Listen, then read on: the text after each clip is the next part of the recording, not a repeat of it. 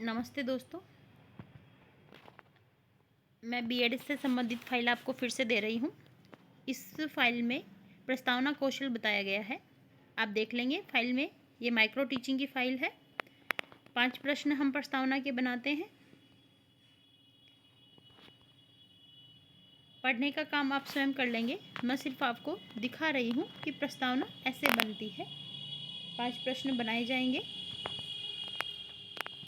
उद्देश्य कथन होगा प्रस्तावना के लास्ट में, और इसके बाद ये टिप्पणियाँ हैं, ये देख लेंगे आप। इन बातों का आपको इसमें ध्यान रखना होता है कि पूर्व ज्ञान का प्रयोग हो, छात्रों के उत्तर सही से निकले, तारतम्यता हो, मूल पाठ की अग्रसरता हो, सहायक उपकरणों का साधन प्रयोग हो, उपयुक्त अवधि सीमा में किया गया हो, तकनीक की उपयोगिता हो, तात्कालिक घटनाओं से संबंध हो और रुचिपूर्ण हो। ये सभी आप इसमें ध्यान रखेंगे। ये दूसरा है।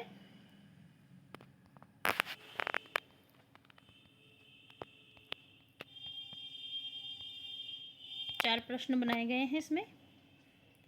जहाँ उत्तर आता है उसी उत्तर से दूसरा प्रश्न शुरू है।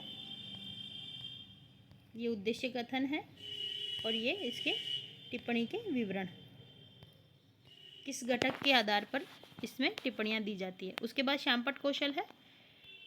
श्यामपट्ट का प्रयोग करते हुए आपको इस तरह से पहले श्यामपट्ट पर चित्र बनाने हैं और उससे फिर प्रश्न पूछने होंगे।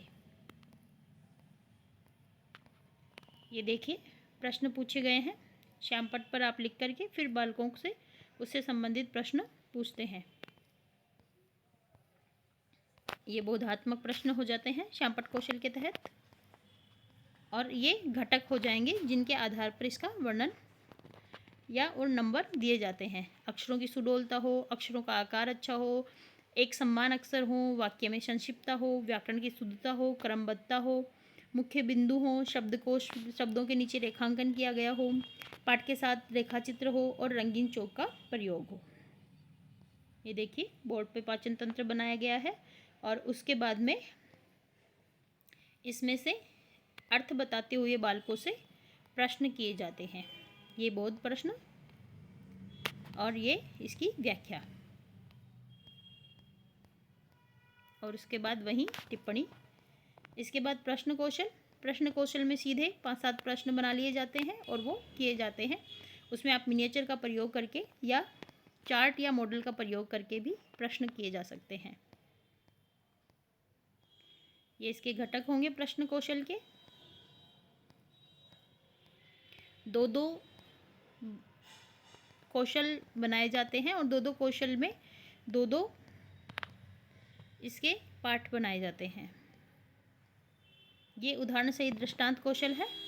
इसमें पहले एक बात कही जाएगी, उसके उदाहरण स्वरूप दूसरी बात कही जाएगी और उसमें 2 या 3 उदाहरण आपको देते हुए समझाना होता है विषय वस्तु को, यानी समानता दिखाते हुए, और फिर आप उसमें से प्रश्न भी पूछ सकते हैं और उदाहरण देकर भी उदाहरण कौशल का प्रयोग कर सकते हैं।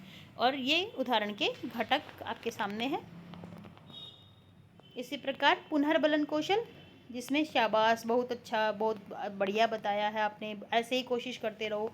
इसमें केवल प्रश्न पूछे जाते हैं और बच्चे को पुनर्बलन दिया जाता है। ये इसमें घटक हो जाएंगे। ये पुनर्बलन कौशल ही वापस।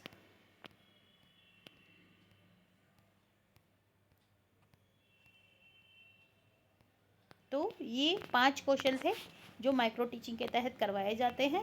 उसमें अलग अलग कौशल भी हो सकते हैं, तो आप देख लेना, जैसे भी आपको उचित लगे आप फाइल में बना सकते हैं।